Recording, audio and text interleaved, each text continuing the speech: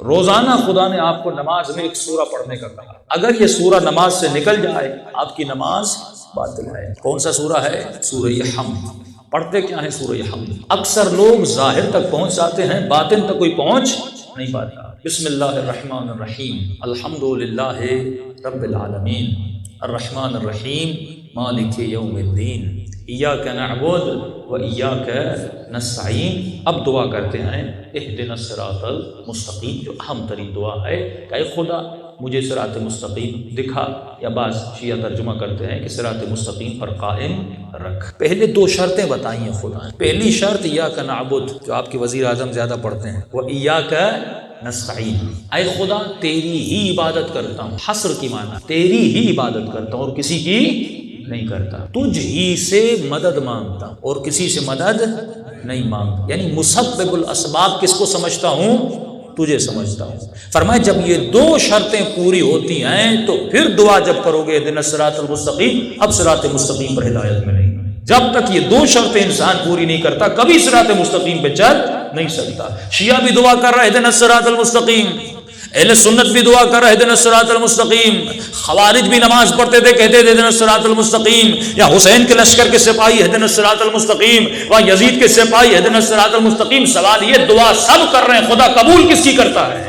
میں نے بھی دعا کی، آپ نے بھی دعا کی، فرمایا قبول اس کی ہوگی جو ایاک نعبد کی منزل پر ہوگا، جو ایاک نستعین کی منزل پر ہوگا۔ ایاک نعبد کا مطلب کیا ہے کہ میں تیری ہی عبادت کرتا ہوں، صرف عبادت نماز میں نہیں، عمل میں بھی، کردار میں بھی۔ اگر کسی جوان کو میں نے کہا کہ فلاں جاب نہ کرنا، فلاں کام نہ کرنا حرام ہے، تو مجھے کہتا ہے مولانا اگر میں وہ کام چھوڑ دوں گا تو میرے بچوں بھوکے مر جائیں گے، تو وہ خدا، یعنی یہ اپنے عمل میں موحد نہیں ہے، اپنے افعال میں موحد نہیں ہے، مشرک ہے۔ یہ اپنے افعال میں رزق دینے والا کسے سمجھ رہا ہے؟ جو اس کا بوس اسے رزق دے رہا ہے۔ فرمایا اگر وہ خدا جو تمہیں حرام کے ذریعے سے دے سکتا ہے کہ حلال کے ذریعے سے نہیں دے سکتا، کہ تم نے حرام کی روزی پہ بھروسہ کیا، اس کا مطلب یہ اپنے افعال میں موحد نہیں ہے، یہ اپنے کردار میں موحد نہیں ہے، یہ اپنے عقیدے میں موحد نہیں ہے۔ موحد اسے کہتے ہیں کہ پوری دنیا ایک طرف ہو جائے وہ اپنے رب عالمین پہ بھروسہ رکھتا ہوا نظر آتا ہے۔ میں اس کے لیے ایک سمپل سی مثال دیتا ہوں، اگر ایک پورا گاؤں آپ سے لڑنے آئے اور آپ تک کو تنہا ٹھہرے ہوں کہ کبھی اس گاؤں سے لڑنے جائیں گے؟ کبھی نہیں جائیں گے، کہیں کہ میں اکیلا ہوں، وہ 40 لوگ ہیں۔ لیکن مثلاً پاکستان کا چیف آف آرمی اسٹاف آپ کو یہ کہے کہ لڑنے جاؤ، ہم تمہارے پیچھے کھڑے ہیں، اب لڑنے جاؤ گے؟ کیونکہ پوری فوج آپ کے پیچھے کھڑی ہے۔ وہ دیکھنے والا بھی پریشان ہوگا، اس میں اتنی ہمت کہاں سے آئی؟ فرمایا یہی ہار تھا کربلا میں، جب 14 سال کا قاسم لڑنے جاتا تھا تو پوری فوج اشقیہ پریشان تھی۔ اس جوان میں یہ ہمت اور جذبہ کہاں سے آیا؟ کیونکہ قاسم کے پیچھے پروردگار عالم تھا، توحید اور موحد سے، ان کو اللہ پر بھروسہ تھا۔ اسی لیے حسین جب تلوار اٹھاتے تھے پوری دنیا سے نہیں ڈرتے تھے، ایک ہی بھروسہ تھا، وہ پروردگار عالم تھا۔ اب فرمائے اگر ایاک نعبد اور ایاک نستعین کو سمجھنا ہے تو جناب ابراہیم کی زندگی کو سمجھنا ہوگا۔ جب تک آپ ابراہیم کو نہیں سمجھیں گے تب تک حسین سمجھ میں نہیں آئے گا، جب تک اسماعیل کو نہیں سمجھیں گے تب تک علی ابن ابی طالب سمجھ میں نہیں آئیں گے۔ ان کے کردار کو سمجھنا ہے۔ فرمایا قرآن قصوں کی کتاب نہیں ہے، قرآن میں ہر کیریکٹر دکھایا گیا، جب کیریکٹرز کو پڑھو گے تو پھر سمجھ میں آئے گا۔ جب ابراہیم جیسی مصیبت ہمارے سر پر آئے تو ہمیں کیا کرنا ہے، جب اسماعیل جیسا امتحان ہمارے اوپر آئے تو ہمیں کیا کرنا ہے، جب حسین ابن علی جیسا امتحان ہمارے اوپر آئے تو ہمیں کون سا کردار اپنانا ہے۔ تو فرمایا سب سے پہلے جناب ابراہیم کو پڑھو، کیونکہ ابراہیم تمام تر انبیاء اور مخصوصاً ہمارے اہل بیت علیہ السلام کے جد امجد ہے، کیونکہ ابراہیم کی نسل سے علی کو پیدا ہونا، ابراہیم کی نسل سے مصطفیٰ کو پیدا ہونا تھا،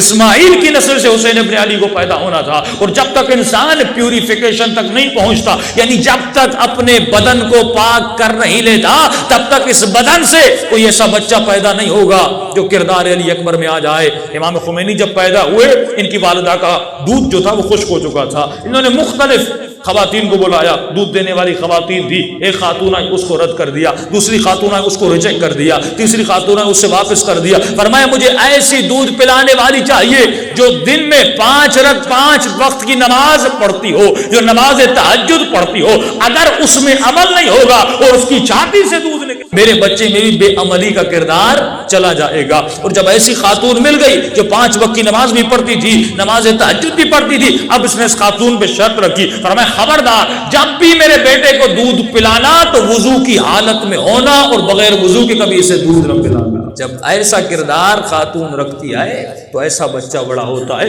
کیونکہ ماں کے دودھ سے لے کر بچے میں اثر ہوتا ہے، باپ کے نطفے سے لے کر ماں کے دودھ کے قطرات تک اس بچے میں اثر ہوتا ہے۔ تبھی اہل بیت فرماتے ابھی شادی کی نہیں، اس وقت سے سوچو تمہیں کس خاتون سے شادی کرنی ہے۔ جب شادی کر لی پہلے بچہ پیدا نہ کرنا، پہلے اپنے وجود کو پاک کرنا، کم از کم 40 سال خود کو پیوریفائی کرنا، 40 دن پیوریفائی کرنا، کم از کم 40 دن ایسا عمل کرنا جس میں گناہ نہ ہو، جس میں جھوٹ نہ ہو، جس میں تہمت نہ ہو، جس میں غیبت نہ ہو۔ جب 40 دن خود کو پاک کر لو اب بیوی کے قریب جانا، کیونکہ اب جو نطفہ بنے گا یہ نطفہ ایسے بچے کا نطفہ بنے گا جس بچے میں گناہ نہیں ہوں گے، اس کے جینز پاک و پاکیزہ ہوں گے۔ جب یہ نطفہ ماں کے پیٹ میں ٹھہر جائے پہلے مہینے سے لے کر 90 مہینے تک 9 مہینے پورے اعمال لکھے ہوئے ہیں۔ دیکھیے محمد حسین طباطبائی جب پیدا ہوا 4 سال کی عمر میں حافظ قرآن بن گیا۔ اس کی ماں سے پوچھا گیا آپ نے بچے کو یاد کیسے کروایا؟ کہا ہم نے یاد تو نہیں کروایا، میں قرآن پڑھتی تھی یہ خود بخود اگلی آیت پڑھ لیتا تھا، میں آیت آدھی پڑھتی تھی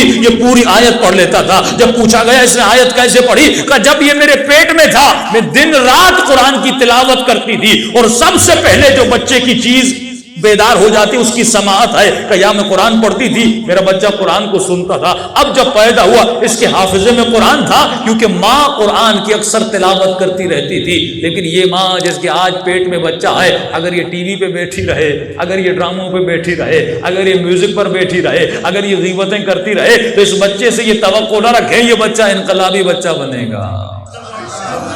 اس بچے کو اگر انقلابی بنانا ہے تو ماں باپ کو پہلے سے محنت کرنی پڑتی ہے، زمین کو تیار کرنا پڑتا ہے۔ ہر سن لکم، عورت زمین کی مانند ہے، مرد حارس ہے، مرد کو حارس کا کام کرنا ہے، عورت کو حرس کا کام کرنا ہے۔ زمین کو خود کو تیار رکھنا ہوتا ہے، جتنی زمین اچھی ہوگی اتنا بیج اچھا ہوگا، جب اتنی زمین اچھی ہوگی اتنی فصل اچھی ہوگی۔ آج مسئلہ یہ ہے کہ ہمارے بچے بڑے تو ہو جاتے ہیں لیکن ہم نے یہ نہیں سوچا کہ جب بچہ پیدا ہو رہا تھا اس وقت میں نے کیا کیا۔ تبھی معصوم فرماتے ہیں بچے کی ولادت کے مطابق مرد کے ذہن میں خیالات بھی پاک ہونے چاہیے، اس کا وجود بھی پاک ہونا چاہیے، کیونکہ ہر شے کا اثر ہوتا ہے جب بچہ پیدا ہوتا ہے۔ یہ کب ہوں گے؟ جب ہم اہل بیت کی زندگی کو پڑھیں گے، جب ان کی ابتدائی زندگی کو پڑھیں گے۔ جناب زہرا کے تمام تر واقعات لکھے ہوئے ہیں۔ جب امام حسن شکم میں تھے بیوی اپنے بچے سے باتیں کیا کرتی تھی اور اس میں مصائب کے جملے بھی ہیں، وہ انشاءاللہ آخر میں بیان کروں گا۔ پر میں تربیت اہل بیت نے ہرگز بتا دی کہ کس طرح تربیت کرنی اور کس طرح تربیت نہیں کرنی،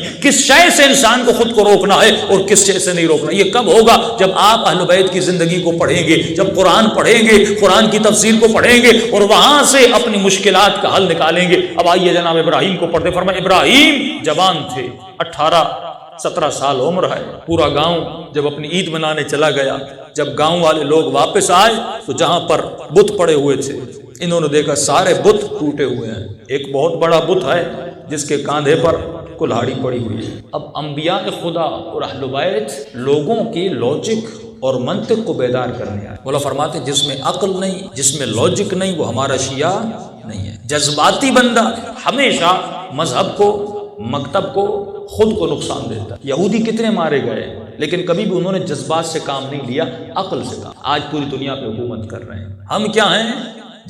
جذبات کا مسئلہ یہ ہے یہ جلدی ابھرتے بھی ہیں اور جلدی بیٹھ بھی جاتے۔ کوفی جذباتی تھے۔ کسی سے پوچھا گیا کہ کوفیوں کا مزاج ایسا کیوں تھا؟